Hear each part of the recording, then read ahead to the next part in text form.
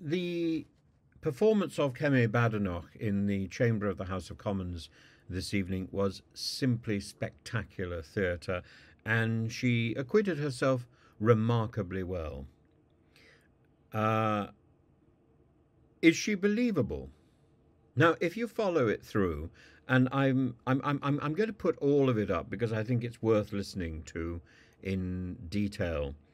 Um, there's there's some points where there are holes in her argument, but you really have to fight to find them, and you ought to hold out and listen to Andrew Bridgen, who picks her up on the claim that the government isn't stalling in giving out compensation. It isn't.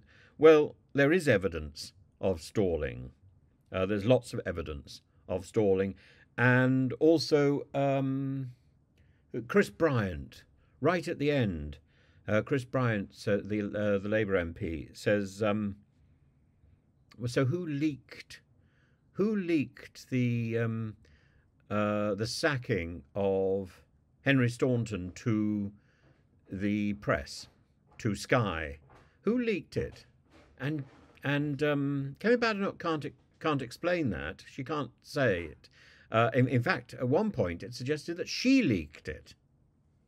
Outrageous, outrageous, and quite fun in a sort of theatrical way. And she begins the statement by saying that Henry Staunton had said that she hadn't apologised for leaking his sacking to the media before she'd actually told him. And she says that she disapproved. She explained to him that she disapproved of that leak to the media, to Sky particularly. But to disapprove is not an apology. She doesn't actually say she apologises. So possibly his version of events is believable at that point. She then goes on to talk about the made-up claims, and specifically the idea that that he made up the idea that someone's got to take the rap, and he made up the idea that he was told that that he should go slow on the compensation because the government doesn't want to limp into the election. She says that's completely untrue. It's a fabrication, and it's revenge for being sacked. And she then goes on to say that he was sacked because people had concerns, including bullying, and that he had a cavalier approach to governance.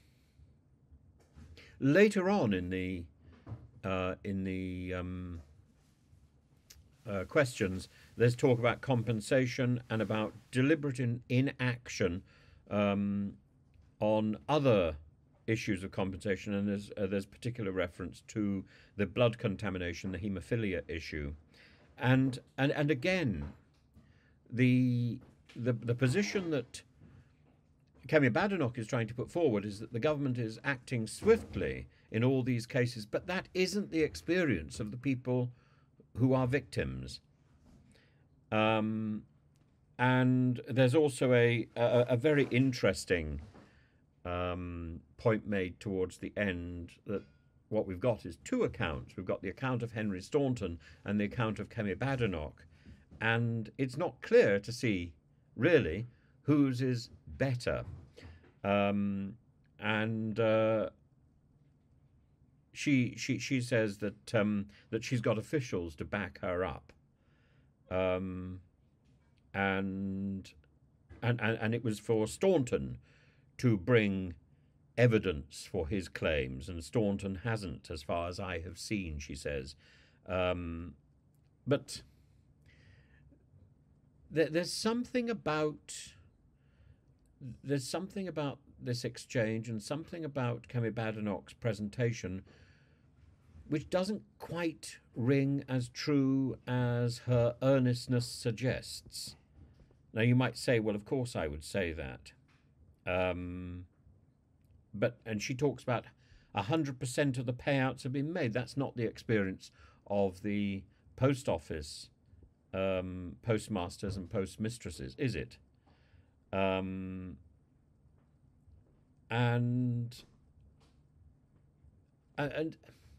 there's just something wrong here. Now, I'm not for one moment saying that Henry Staunton is some sort of saint. Henry Staunton is part of the post office management. Henry Staunton is clearly not somebody that we're going to be lauding to the heights. But there is something wicked this way comes, and I'm not sure what it is.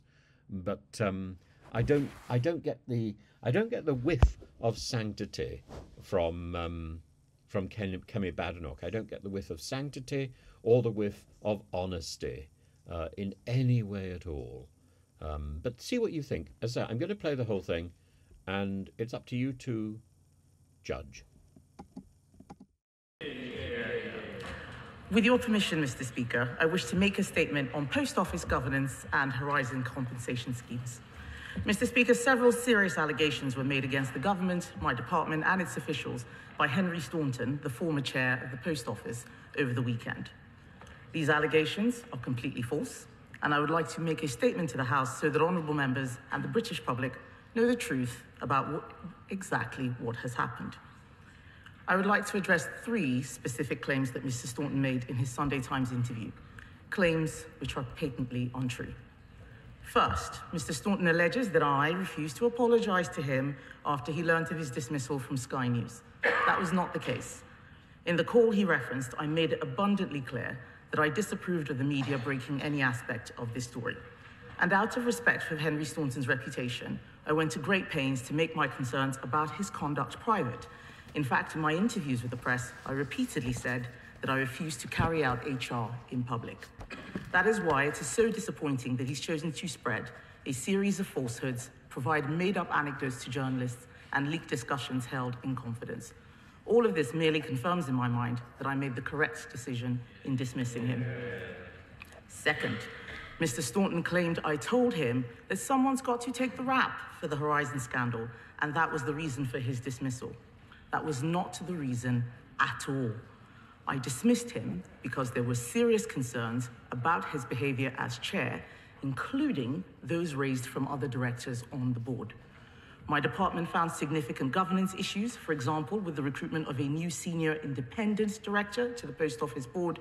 A public appointment process was underway, but Mr. Staunton apparently wanted to bypass it, appointing someone from within the existing board without due process.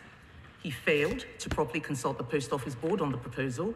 He failed to hold the required nominations committee. Most importantly, he failed to consult the government as a shareholder, which the company was required to do. I know that honourable members will agree with me that such a cavalier approach to governance was the last thing we needed in the Post Office, given its historic failings. I should also inform the House that while he was in post, a formal investigation was launched into allegations made regarding Mr. Staunton's conduct. This included serious matters such as bullying. Concerns were brought to my department's attention about Mr. Staunton's willingness to cooperate with that investigation. So it is right that the British public know the facts behind this case and what was said in the phone call where I dismissed Mr. Staunton. Officials from my department were on the line. It was minuted, and a readout was sent after it took place. Today, I am depositing a copy of that readout in both libraries of the House so the honourable members and the public can see the truth. Personal information relating to other Post Office employees in those minutes have been redacted. It is for all of these reasons that an interim chair will be appointed shortly, and I will of course update the House when we have further details. Finally, Mr. Speaker, Mr. Staunton claimed that when he was first appointed as chair of the Post Office, he was told by a senior civil servant to stall on paying compensation. There is no evidence whatsoever that this is true. In fact, on becoming Post Office chair, Mr. Staunton received a letter from the Bay's Permanent Secretary, Sarah Mumby, on the 9th of December 2022. It welcomed him to his role, making it crystal clear that successfully reaching settlements with victims of the Post Office scandal should be one of his highest priorities. That letter is in the public domain. The words are there in black and white, and copies of the correspondence will be placed in the libraries of both houses. The reality is that my department has done everything it can to speed up compensation payments for victims. We've already made payments totaling £160 million across all 3 compensation schemes. That includes our announcement last autumn of the optional £600,000 fixed sum award for those who've been wrongfully convicted. It's the strongest refutation, Mr. Speaker, of those in this House who would claim that we only acted after the ITV drama, Mr. Bates versus the Post Office. British people should know that a dedicated team of ministers and civil servants have been working around the clock for many months to hasten the pursuit of justice and bring swift, fair redress to all those affected. To that end, I am pleased that all 2,417 postmasters who claimed through the original Horizon shortfall scheme have now had offers of compensation, and the Post Office is dealing promptly with late applications in cases where the initial offer has not been accepted. My department has also established the Horizon Compensation Unit to ensure that money gets to the right people without a moment's delay. And we announced this autumn an additional £150 million to the Post Office specifically to help them meet the cost of participating in the Post Office Horizon inquiry and deliver compensation to postmasters. In all, we've committed around £1 billion to ensure wronged postmasters can be fully and fairly compensated. And we are taking unprecedented steps with the forthcoming legislation to quash convictions of postmasters affected by the Horizon scandal. In short, Mr. Speaker, we are putting our money where our mouth is and our shoulders to the wheel in ensuring that justice is done. It is not fair on the victims of this scandal, which has already ruined so many lives and livelihoods, to claim, as Mr. Staunton has done, that this is being dragged out a second longer than it ought to be. For Henry Staunton to suggest otherwise, for whatever personal motives, is a disgrace, and it risks damaging confidence in the compensation schemes which ministers and civil servants are working so hard to deliver. I would hope that most people reading the interview in yesterday's Sunday Times would see it for what it was, a blatant attempt to seek revenge following dismissal. Mr. Speaker, I must say that I regret the way in which these events have unfolded. We did everything we could to manage this dismissal in a dignified way for Mr. Staunton and others. However, I will not hesitate to defend myself and, more importantly, my officials who cannot respond directly to these baseless attacks. Right now, the Post Office's #1 priority must be delivering compensation to postmasters who have not already been compensated. Those that fell victim to a faulty IT system they implemented and which they turned a blind eye to when brave whistleblowers like Alan Bates sounded the alarm. We said that the government would leave no stone unturned in uncovering the truth behind the Horizon scandal and pursuing justice for the victims and their families. We are delivering on that promise while looking for any further possible steps we can take so full and final settlement claims can be reached as quickly as possible. It is right that we reflect too on the cultural practices at the Post Office which allowed the Horizon scandal to happen in the first place. A culture which let those in the highest ranks of the organisation arbitrarily dismiss the very real concerns of the sub-postmasters who are the lifeblood of their business and pillars of the local community. While the Post Office may have failed to stand by its postmasters in the past, we are ensuring that they do everything they can to champion them today, fostering an environment that respects their employees and respects their customers. That is how we will rebuild trust and ensure that the British public can have confidence in our Post Office now and in the future. I commend this statement to the House. Under Secretary of State, Jonathan Reynolds. Thank you, Mr. Speaker. I firmly agree that the revelations in the Sunday Times at the weekend could not be more serious. In particular, the claim that the Post Office was instructed to deliberately go slow on compensation payments to sub-postmasters in order to push the financial liability into the next Parliament, if true, would be a further outrageous insult to a scandal that has already rocked faith in the fairness of the British state. It cannot be allowed to stand if it is the case, and if it is not, it must be shown to be false in no uncertain terms. Yet we do now have two completely contrasting accounts, one from the former chair of the Post Office and one from the Secretary of State, and only one of these accounts can be the truth. And I hope we're all in agreement that Parliament is the correct place for these matters to be raised and clarified, because what we need now is transparency and scrutiny. So can I ask the Secretary of State, will she categorically state that the Post Office was at no point told to delay compensation payments by either an official or a minister from any government department? And at no point was it alluded to that a delay would be of benefit to the Treasury? Will there now be a Cabinet Office investigation to ensure that no such instruction or inference was given at any point? Crucially, Is the £1 billion figure of compensation, which the Secretary of State quite helpfully just repeated, already allocated and sat in the Department of Business and Trade's accounts, ready to be paid? If it is not, will we see compensation payments itemised specifically in the upcoming budget? The Secretary of State will also understand that following the story at the weekend, victims of other scandals, especially contaminated blood, now feel that they need to ask the question as to whether they have been the victims of deliberate inaction.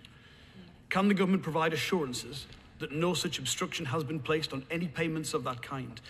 And if so, what is the delay with some of these cases? And in the full interests of transparency and to fully ascertain the veracity of any allegations for sub-postmasters and the general public, will she publish all relevant correspondence and minutes of meetings between the Department, the Treasury, UKGI and the Post Office during this time? And finally, when can we expect the legislation on exonerations that was promised by the Prime Minister?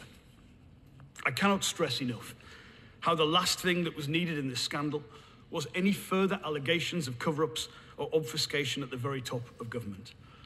People's faith in government, already damaged from scandals like Hillsborough and Bloody Sunday and Windrush, is hanging by a thread. And this miscarriage of justice has shown the devastation that can occur when institutions are allowed to operate without oversight or are shrouded by secrecy. So we should all agree that that secrecy must end and the full sunlight of public scrutiny brought to bear. And if everything the Secretary of State has told us today is correct, surely there will be no objection to that happening in full. Thank you, Mr. Speaker. And I would like to very much welcome the tone that the shadow front bench spokesman has taken on this. I know that there are often tendencies for political point scoring, but I think we both agree that this is very much about the postmasters, and that is why I made sure that I was at this dispatch box so that people would know the truth. That is what builds trust. So he asked if I would categorically state that no instruction was given to delay payments. Yes, I can. We have no evidence whatsoever that any official said this. And actually, if such a thing was said, it is for Mr. Staunton himself to bring the evidence. It's very hard to refute a negative. People just making wild, baseless accusations and then demanding proof that they didn't happen are mischief-making in my view. So as far as I have seen, and all the evidence points to the fact that no one made this claim. But also, I think it's important to look at whether it would even make sense to do so. There would be no benefit whatsoever of us delaying compensation. This does not have any significant impact on revenues whatsoever. It would be a mad thing to even suggest. And the compensation scheme, which Mr. Staunton oversaw, has actually been completed. My understanding is that 100% of payments have been made, so clearly no instruction was given. And he mentions the infected blood inquiry. I think that this is a good example of how people lose faith in the system because of misinformation that is put out there, and that is why I'm here to correct the record. He asked about the £1 billion allocation. We give monthly reports that show exactly what payments are being made. And he also asked about whether we would be publishing correspondence. No, we will not be publishing in full all correspondence between departments and UKGI and the Post Office. That is because we set up the statutory inquiry that will examine those important issues relating to the Horizon scandal and examine current governance arrangements. So we are fully cooperating with the inquiry, but the inquiry was set up specifically to look at that by Parliament. And in addition to the readout of the true content of my telephone call with Mr. Staunton, we will consider publishing correspondence between departments and Mr. Staunton in accordance with Freedom of Information rules so that people will know exactly what happened contrary to the account that he has given. He asked about legislation. That is something we're actively working on, and I am expecting that we will be able to do this imminently.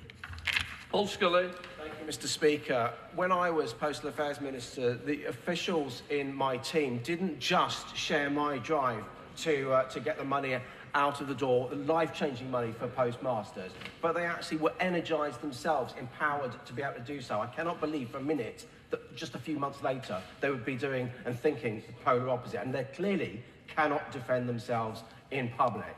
So can my right honourable friend confirm that these conversations did not happen about colluding to slow down the conversation, and it's really important that we double down and make sure we do get more money out of the door as soon as possible?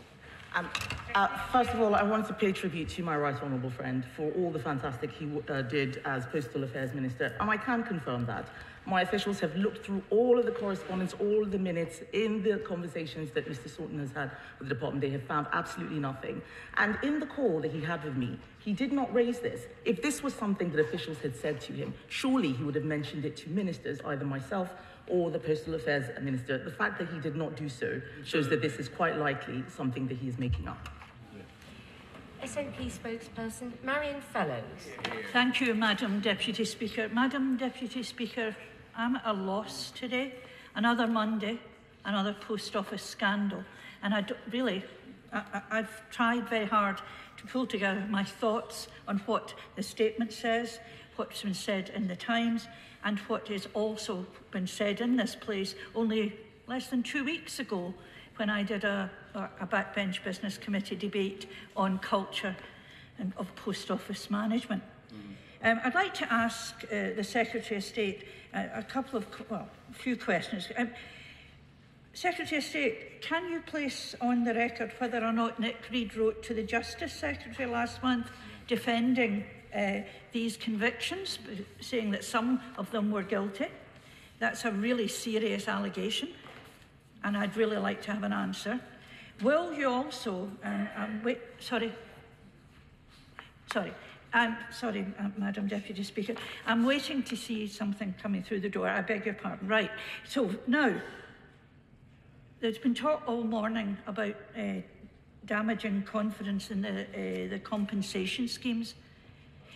If there is confidence in the compensation schemes, can the Secretary of State explain to me why so many leading sub-postmasters who were affected by this scandal were given such derisory offers months and months and months late? That's just not on. So you can't say that Henry Staunton damaged the compensation schemes. That's government. That's Post Office Limited. Is the Secretary of State aware that there are still 40 employees who are still employed by Post Office Limited who were investigators who raised convictions? Madam Deputy Speaker, I know I haven't got much longer. Exoneration must be speeded up, and I agree with what the Honourable Gentleman, the Member of the Opposition, said. Exoneration must be hurried up. Compensation must be paid sooner rather than later, and I've said that every month, I think, for the last 9 months. Madam Deputy Speaker, the Honourable Lady asks multiple questions. The first one about a letter written by Nick Reid, the Post Office Chief Executive, to the Justice Secretary. So what I can say is that UKGI and Post Office Limited have both vehemently denied that Nick Reid was put under any pressure to write the letter that he is referring to. And in terms of the risks about making a decision on blanket exoneration, the Postal Affairs Minister has said repeatedly that we have been faced with a dilemma: either accept the present problem of many people carrying the unjustified slur of conviction, or accept that an unknown number of people who have genuinely stolen from their post office will be exonerated and perhaps even compensated. So that is the case. That is certainly what the government believes. What she is saying about people being put under pressure to write a letter, that is something that UKGI and Post Office Limited have both vehemently denied. The Honourable Lady continues to act as if, or certainly repeats the allegations that Mr. Staunton has made. I have already given a statement that they are completely false, and she asks about individual cases of people who have been paid. I cannot comment on individual cases, but I would like to clarify that the main scheme that was in place under Henry Staunton's watch was the Horizon Shortfall Scheme. 2,417 cases were made offers within the original deadline. So 100% had received offers, but 84% had accepted offers. I just want to clarify my previous comments. And in terms of the 40 prosecutors still working at the Post Office, that is something where I as Secretary of State, have had multiple people giving different bits of information. That is something that the inquiry is looking at, and they will get to the bottom of it. Sir John Redwood. Will she review the governance of UKGI? How did they manage to preside over the Post Office with the dreadful treatment of the sub-postmasters? How did they allow the senior managers of the Post Office to rack up and accumulate losses of £1,390 million, effectively bankrupting the Post Office so that it can now only trade if it has the reassurance of massive cash infusions from the Treasury on a continuing base. Surely this body has done very badly and we need a better answer. My right honourable friend for his question. This is one of the reasons why we have been making personnel changes in this area. But I think it goes back to the point which I was making in the statement, that the Post Office needs an effective chair. I did not have, until the day I had the conversation with him, dismissing him, I never had any correspondence from Mr. Staunton about difficulties that he was having with UKGI. If he was having them, he should have told me, rather than give an interview to the Sunday Times, effectively stating that he had no control over the organisation which he'd been appointed to run. Kevin Jones. Speaker, the Secretary of State says that Henry Staunton's accusations are completely false. Therefore, we've got to accept that. The issue around the letter that Nick Reed wrote to the Chancellor, the Lord Chancellor, about over-conviction, mentioned the issue of about 300 people possibly are going to be, in quote, guilty. Now, she just told the House that those people, sorry, that the investment body didn't instruct him to do that. Well, Henry Staunton said he didn't tell them to write that. The board didn't know about it, so who did?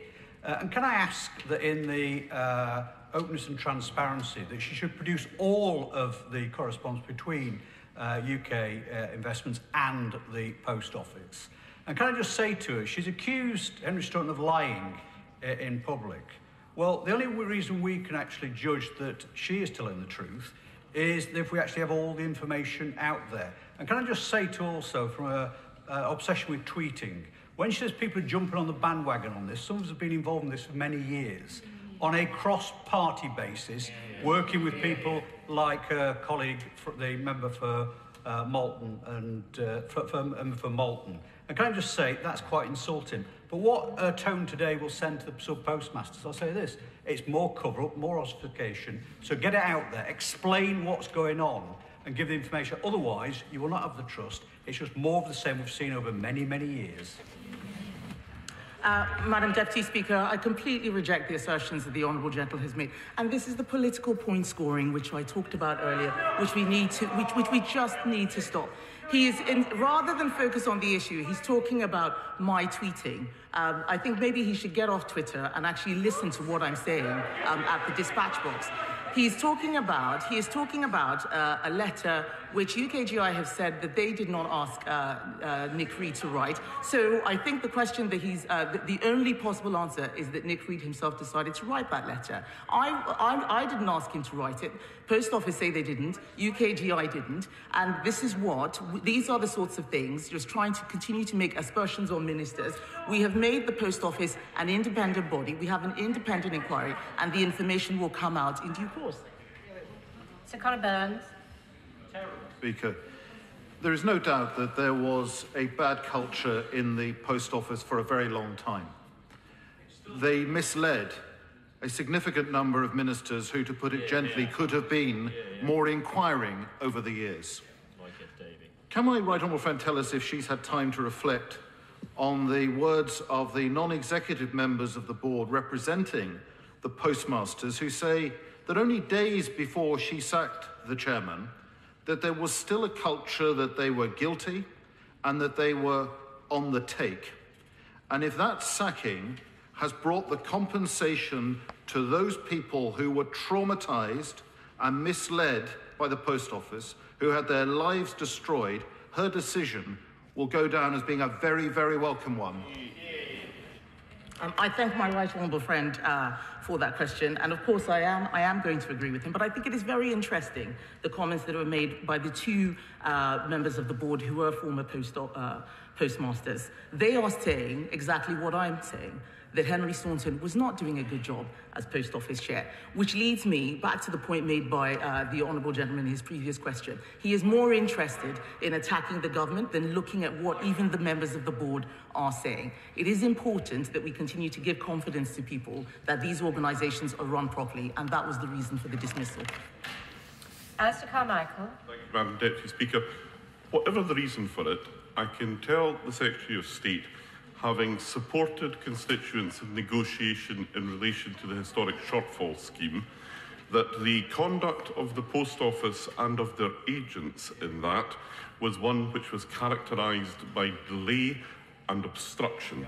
That in turn led to a view taking hold among sub-postmasters that there was no point in making claims.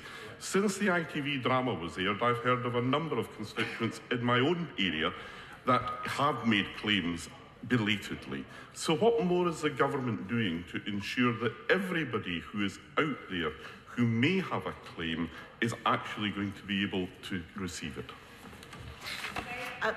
I thank the honourable gentleman for his question. It is a good one. I think the fixed sum awards are showing that this is a matter that we are taking very seriously. I became business secretary in February of last year, and my one priority was to make sure that people got their compensation as quickly as possible. I did everything that I possibly could with the Post Office Minister, the member for Thursk and Moulton, who I really want to take the opportunity to thank for his tireless efforts. He had been looking at the portfolio before I got the job as business secretary, and I knew that the work was in safe hands. We've worked together as a team. We have fought cross-departmentally to make sure that people got the compensation that they deserve. We brought legislation in just before December, well before the ITV drama. But the cases that he raises are really important to show that there's still a lot of work to do, and we will continue doing that. Duncan Baker. Madam Deputy Speaker, given the Post Office track record with accuracy, I'm very glad that we have had the Secretary of State. I'd rather take her assurances at the dispatch box than anything from a former disgruntled, sacked employee of the Post Office. During this recess, I even had constituents coming to me still saying that they were affected by the Horizon scandal. So can you assure people that are watching out there, it is a very quick and simple process, that people that still feel they lost money in that horrendous period do keep coming forward, because there is a process that is easy to be able to fill in a form to make sure your voice is heard and you get that compensation. My honourable friend is quite right, and I want to thank him for raising this, and also for the work he did. I know that he was a former postmaster, so he knows quite a lot about what has been going on. And I do want to reassure all of the people who've been affected by this scandal. This is something that we are taking very seriously. I was absolutely horrified when I became business secretary to see the sheer scale of trauma that people have been going through. We want people to continue coming forward, and where they're not happy with the process, we will look again. But there is a formal process that is in place that makes sure that all the postmasters can be treated fairly, equally and equitably. Dame Diana Johnson. Thank you, Madam Deputy Speaker. The allegations of limping towards the general election in terms of delaying compensation payments to postmasters does actually mirror the behaviour of government towards the infected blood scandal. The government have had the final recommendations on that compensation since April 2023 with no action. So it seems to me that there is a pattern of behaviour. The government only seem to act when forced to or shamed to into taking any action. And it's clear with the infected blood scandal, we've been told repeatedly by ministers that the government is working at pace. So actually what that really means is they're limping at pace, aren't they? No, no, and no. And I think it's a shame that the Honourable Lady would stand up there and say that the government only acted when it was forced to. When she knows that we brought legislation to this House well before the ITV drama, she knows about the Horizon shortfall scheme, she knows about the GLO payments, she knows about the overturned convictions, and the fact that she is trying to mix this up with the infected blood inquiry, knowing that I have just proved that the allegations made by Minister Staunton are completely false. I have said that minutes will be put on the record, show that this is not an issue which they want to look at beyond political point scoring. And I will not stand at this dispatch box and allow that to happen. Sarah Dines. Madam Deputy Speaker, leaks at the weekend to newspapers appear to show really poor embedded practices at the Post Office Board, using language about our postmasters as being on the take or guilty. What is my right honourable friend doing to clean up the act? Clean up the act. My honourable friend raises a very good point. This is why we need effective leadership at the post office. This is why I took the decision that I did to dismiss Mr. Staunton, amongst the other allegations, which, or the other issues which I've put into this statement. We need people who care. And one of the problems, one of the things that worries me is that because Mr. Staunton has decided to have revenge in the papers, it's going to make it even harder for us to find people who will come in and do this very, very difficult job. And I hope that they will not be put off by the misinformation that has been in the papers. Andrew Bridgen. Thank you, Madam Deputy Speaker, and I thank the Secretary of State for her prompt statement and her laying out her version of events around the dismissal of Mr. Staunton, the Post Office chairman, and we have to accept her statements from the dispatch box. But I have to take exception to one point she's made. She said there was no evidence of stalling of compensation, but that evidence comes from the experience of my own constituents, Mr. and Mrs. Rudkin, whose evidence to me was actually fundamental in unravelling this whole Post Office Horizon scandal. Susan Rudkin's criminal conviction was overturned in one of the first 9 in December 2020. When I spoke to Mr. and Mrs. Rudkin only a few weeks ago, they still have not received their compensation over 3 years after that criminal conviction was overturned. If that's not evidence of stalling, Madam Deputy Speaker, what is?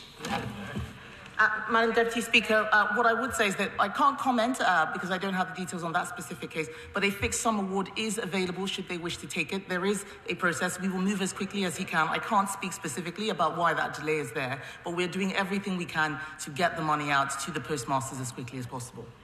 Richard Drax. Madam Deputy Speaker, I have a once proud former postmaster in my constituency who ran the post office in Swanage. He fell foul of this scandal and was sacked, not prosecuted. His life was utterly ruined and he repaid the money that he was owed. That was many, many years ago. His wife is now very, very ill. He still has not had compensation.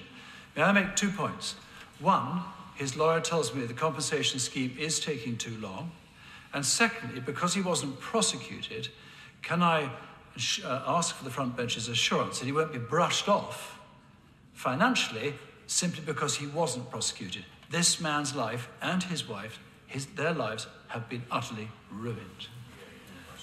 I thank my honourable friend for that question. I know exactly the sort of people he will be talking about, and it is really awful to hear everything that they have been through. I myself have a constituent who I've spoken to who's talked about how this scandal ruined her life. We owe it to them to do everything we can to make sure that they are fully compensated. I can assure him that ministers and officials are working every day. I know it isn't always as quick as people would like, but we want to make sure that it is done properly and that there are no issues following that. I don't have the specific details of that case, but they can apply to the Horizon Shortfall Scheme, and if he brings it to the Postal Affairs Minister, we will look at it specifically. Kate Osborne. Thank you, Madam Deputy Speaker. Ministers have promised that the government will bring in a new law and to swiftly exonerate and compensate victims. So can the Secretary of State tell me why my constituent, Chris Head, has only been offered 13% of his compensation claim?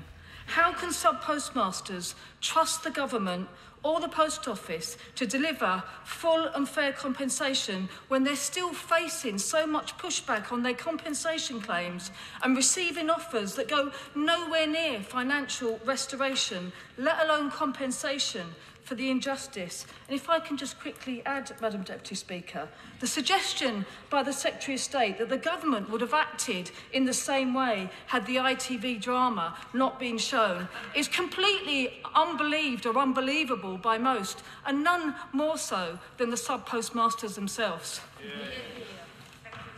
Madam Deputy Speaker, the fact that in December we had brought legislation to the House, empty benches all opposite when that legislation was brought through. Empty benches, they are the ones who have decided to take a more keen interest after the drama. We have been working flat out. I do not have the specific details of her constituent, as she knows, but I will continue to repeat what I've said, that where there are people who haven't received compensation, we can look at it. There is a process. There is also an independent panel that they can appeal to, but the vast majority of people who have been getting offers are taking them. Brendan Clark-Smith. Mr. Speaker, too often Quango bosses are rewarded for failure and able to walk away with big payouts. And it would be a disgrace for the man who has done so little to get compensation for postmasters to get any himself. So could the Secretary of State confirm that she will block any such payments? There will be no payments to Henry Staunton. Sammy Wilson. Speaker. The public squabble at the weekend, I think, further undermines the confidence which people have in what's going to happen and the government's assurances to compensate the post office people who are affected. I tend to believe the view of the Minister, simply because the record of post office officials of cover-up and of passing the buck and of trying to cause confusion is on record. We know what they're doing. But the fact remains there are still people who have not had any offer of compensation. Yeah. There's still £1 billion which has not been spent in giving compensation. There are still people who haven't even had their cases considered. Is the best way of answering Henry Staunton not for the government to get on with the job and to make sure that compensation is paid quickly and that people get the compensation they deserve? Yes, the Honourable Gentleman is quite right. And 64%, the number I gave earlier, 64% of people have received. We know that we want to get it to 100% as quickly as possible, but we want to make sure that people get the right amount, they're compensated fairly, and that's why we have the process, including a point of appeal if they're unhappy with the offer. But the point he made right at the beginning of his question is correct. That people do find, this does undermine, the points made in the newspapers do undermine the work that we are doing. It was very disappointing to read those statements. It was also disappointing because I'd done everything I could to try and keep this out of the news and do it behind closed doors properly. I made sure when I gave public statements that I said I wouldn't do HR in public. I even, when I found out they had been leaked to Sky News, called Sky News and asked them, one of my assistants did, to ask them not to put that out in public domain before I had a chance to speak to Henry Staunton. Did the same with the Daily Mail, who thankfully did listen. But we also need the media to help us in this and not publish false allegations. Lee Anderson. Madam Deputy Speaker, Nalan, I am absolutely staggered that the Labour Party now seem to be coming out in support of the disgraced Post Office management team. This, by the way, Madam Deputy Speaker, is the same management team that oversaw the wrongful imprisonment of constituents, of postmasters across the country, hundreds of convictions. So does my right honourable friend agree with me that when push comes to shove, that lot over there would take the side of the grifters, not the grafters? I thank my honourable friend for his question. And this is one of the reasons, as he said, where the Post Office leadership had overseen the wrongful convictions. We have had multiple changes, and this is just the latest to ensure that we get the right leadership in place. But as we can see, I know that some of the members opposite are dealing with this properly. But from the heckling, we can see that for a lot of them, they came here thinking that they could get political points scored, and I am not allowing that to happen. So Chris Bryant. A lot of members are, of course, angry and impatient about trying to get compensation and exoneration for all the postmasters as soon as possible. And if we're all honest, as Parliament, we should have been much more impatient much earlier as a whole. And there are some rare exceptions, including my honourable friend who's spoken earlier, and obviously members on the other side of the House as well. But can I just clarify something about the process of his dismissal? As I understand it, he found out about it from Sky News. I think the Secretary of State just added a piece of information, which is that she then rang Sky News before ringing him, I think, to try and get them to stop running it. So she knew that this had already been leaked to Sky News from somebody in her department, presumably. What investigation did she go through to find out who that was that leaked it? Is that person still in post? Because otherwise, one might just worry that it might have been she herself who leaked it. I knew that someone would ask that question. I have, in fact, evidence to show that I asked Sky News not to run the story. Of course I didn't leak it, because if I had, it would have created legal risk if he found out on the news before I had had a chance to speak to him. We have no idea how Sky News found out the information. There are several thousand people who work at the Department for Business and Trade. There are many more who work at the Post Office, at UKGI. The Honourable Member is heckling. But the point I am making is that leaks are incredibly damaging and harmful. They create legal risk for the department. I did not do so. I made multiple efforts with at least 2 media outlets to make sure that they did not create problems for Mr. Staunton, and it is one of the reasons why it is very disappointing to see what he did in the Sunday Times at the weekend. Debbie Abrams. Thank you, Madam Deputy Speaker.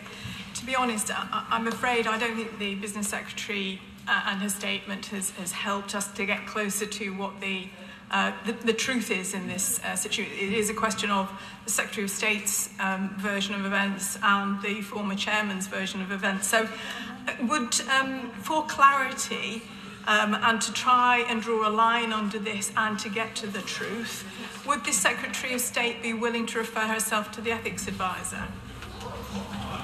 I think that is a ridiculous assertion from someone who clearly was not listening to the statement.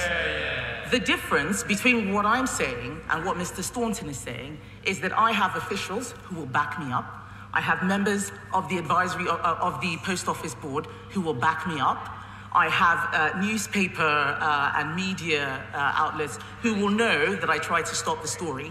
The fact is, she just wants to believe Mr. Staunton's allegations because that helps them politically, but they are not true. They need to listen to the truth and stop hoping for lies. That is not what our job is in this House. Clive Effort. Deputy Speaker, if Henry Staunton is guilty of what the Secretary of State has accused him of, it does beg us belief that he was only appointed 2 years ago by this government. But can I ask her about Post Office investigations? Because I've got yet another constituent who's come forward, who's forced to sign a non-disclosure agreement by the Post Office, who hasn't been fully compensated for what they lost when they lost their business. Is it acceptable for the Post Office to be involved with investigations still, given how discredited they are? How can the victims of this scandal have any confidence in the process that the Post Office is involved with in any way whatsoever? I think that the way that we have been dealing with this issue at the dispatch box, the work that the inquiry is carrying out, and our commitment to look at individual cases and make sure that the process is working out properly is how the postmasters will have confidence in the system. Ben Lake. In recent weeks, I've met with a number of constituents, former sub-postmasters, who've explained the terrible impact that this scandal has had on their lives. Although they weren't actually convicted by the Post Office, they did have to pay large sums of money to pay for shortfalls that, quite frankly, didn't exist. I'd be very grateful if the Secretary of State could confirm that it is the government's expectation that they are not only compensated for the money that they paid, but also for the financial and personal harm that this scandal caused their lives. This is definitely what we're trying to do. No one should be in a worse position than they were before this scandal happened. And where we can provide additional compensation, we will be able to do so. And that's what the process is set out to do. Stella Creasy. Thank you, Madam Deputy Speaker. I think many of us would be concerned about the department that oversees employment rights being one where thousands of people know somebody's about to be sacked before they do. But we would agree with the Secretary of State when she says this is really about giving the public confidence that when wrongs come to light, they will be righted. And the challenge that she faces here is the track record of recent decades is not good. It's not just about the Horizon scandal, it's about the nuclear veterans, Windrush, the Waspy women, the infected blood scandal, Grenfell. Time and time again, it's the compensation schemes themselves that become the story and a source of injustice. So rather than taking to Twitter, isn't the right rejoinder on this to become the first Secretary of State to say, actually, we should put out to an independent body management of compensation schemes involving government so that everybody could have confidence? I'm sure she would find support on this benches for that. First of all, I haven't said that thousands of people knew that Henry Staunton was being sacked. I said there are thousands of people who work in the department, and it could have been anybody who put that out there. Again, it's really important that we stick to what's been said on the record. She mentions that these are scandals that have been going over decades. I would like to remind her that the Horizon scandal happened and started under a Labour government. It is this government that is beginning to fix it. Barbara Keeley. Thank you, Madam Deputy Speaker. I want to raise with the Secretary of State the shortcomings of the Horizon Shortfall Scheme. My constituent, Mr Pennington, was a sub-postmaster for 20 years, and he has raised issues about those shortcomings after he went through 10 years of financial distress, paying back shortfall amounts demanded by the errors generated by the Horizon system. The poorly designed Horizon Shortfall Scheme has paid back only part of the shortfall, which is possibly £100,000. It's only paid back part of that, and only a paltry £1,500 for 10 years of financial stress and worry. I wrote to the Minister responsible 4 weeks ago, and I haven't had a response. When will the shortcomings of this scheme, the Horizon scheme, be reviewed so that sub-postmasters like Mr Pennington receive full, not part compensation for all those years of distress? Madam Deputy Speaker, the Honourable Lady is right to raise that. We are aware of this problem. This is something that we're working with the Advisory Board to see how we can fix and make sure people get proper compensation. And I've just been told by the Postal Affairs Minister that the letter which she's expecting should be with her shortly. Florence Shalomi. Thank you, Madam Deputy Speaker. I thank the Secretary of State for her statement. She'll be aware that many post office branches have closed in recent years, including the Clapham Common Post Office in my constituency, which is due to close on the 6th of March. In her statement, the Secretary of State said that right now the Post Office's #1 priority is delivering compensation to the postmasters. Does she agree with me that millions of pounds spent on the Post Office trying to pay the submasters, innocent submasters, should have been better spent on actually making sure we keep our vital post offices up and down the country? I would like to thank the Honourable Lady for her tireless work campaigning to save the Clapham Post Office. I know she's had many meetings with the Postal Affairs Minister. I think that we should be able to do both. We should be able to keep post offices open as well as compensate. Ferry. Thank you. As this is a genuine national scandal, it's important that sub-postmasters with criminal convictions in terms of exoneration are treated equally with a shared, speedy, common approach across the UK. Both I and the recently reappointed Justice Minister in Northern Ireland have written to ministers asking for Northern Ireland to be included in forthcoming legislation. However, I understand that the government's currently not minded to do so in terms of the devolved administrations. Can I ask the Secretary of State to confirm that Northern Ireland will be part of that legislation, which hopefully will be brought forward soon? I thank the Honourable Gentleman for his question. He will know that Stormont is now up and running, and there are conversations which we will be having with devolved governments on the best way to resolve this. We don't have an answer now, but we are aware of this issue and we're working on it. Jones. Thank you, Madam Deputy Speaker. The reports on the weekend were extremely alarming, given the way that the sub-postmasters have been treated in recent years. The obvious question, though, is could the Secretary of State give any assurance or guarantee that the compensation will be repaid and the compensation taken forward before the general election is called? That surely is the very basic that sub-postmasters would ask, and the very least that they deserve. That's absolutely the right thing to do, and I thank the Honourable Gentleman for his question because it gives me another opportunity to restate that the very idea that compensation would be delayed till after the election is a complete nonsense. It doesn't even make political sense. We want to make sure people get their money as quickly as possible. Jim Shannon. Thank you, Madam Deputy Speaker, and can I thank the Secretary of State very much for our very positive answers. Secretary of State, across the United Kingdom, Great Britain and Northern Ireland, there are hundreds of postmasters and postmistresses still awaiting compensation for these wrongdoings. Whilst it's understood that this is a very sensitive subject for many, can the Secretary of State provide an update to the timescale or just when the Secretary of State expects everyone entitled to be compensated, especially for all constituents across the United Kingdom, Great Britain and Northern Ireland? The fact of the matter is, some people have waited 2 years, 3 years and longer. It just really can't go on.